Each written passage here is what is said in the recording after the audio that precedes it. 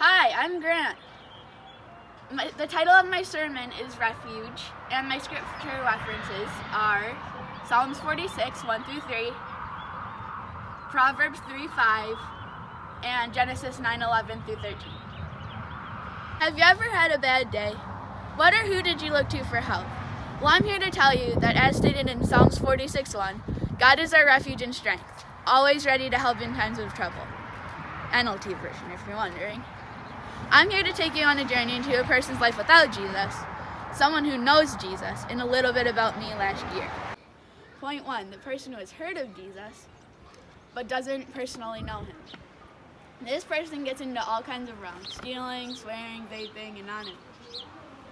When they get into trouble, they try to deal with it themselves by taking it out on others, making up excuses, or just plain waiting it out. When they come across a life-changing decision, they lean on their own understanding, which Proverbs 3:5, trust in the Lord with all your heart and lean not on your own understanding, very clearly states that you should not do. No one's life should be in this situation, and that's where Jesus and the Holy Spirit come to help them get out of it. Moving on to point 2, the person who personally knows Jesus and has been born again. They're into all the good stuff, school Bible groups, church events, and mission trips. They always talk to God about almost everything, and people think that something is different with them that they think is totally rad, and the people want it. They have everything straightforward. They know their goals and limits, and God helps them with everything.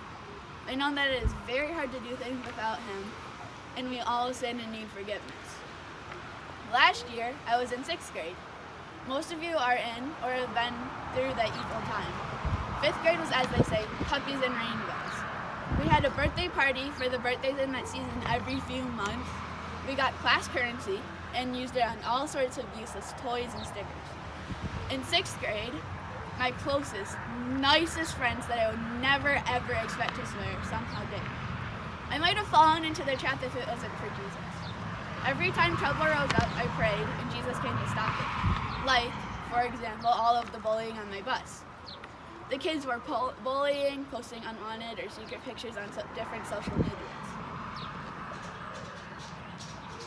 That one day at church, I learned that God will give you an answer if you pray. Not that I didn't know that already, but that message just kind of spoke to me. That night I prayed for the kids, that they would know what they have done and that they would be blessed. That night, God put the verse Psalms 46 into my head, and I read it out of my Bible. Psalms 46, 2 through 3 says, "So we will not fear when the earthquakes come and the mountains crumble into the sea. Let the oceans roar and foam. Let the mountains tremble as the waters surge." Also NLT. The very next cool spring day, and just getting on my bus, I did exactly what the verse said. I didn't fear that all of the bad they were doing was going to happen to me. The bus ride home changed dramatically. It was very quiet and no one trying to send pictures, swear, or bully. After I got home, God put Genesis 9, 11 through 13 on my heart. It reads, "I established my covenant with you.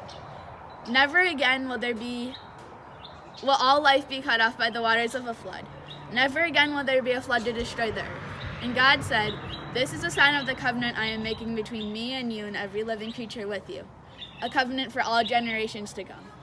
This meant to me that today was going to be the same as tomorrow and the next day and the day after that for a very long time.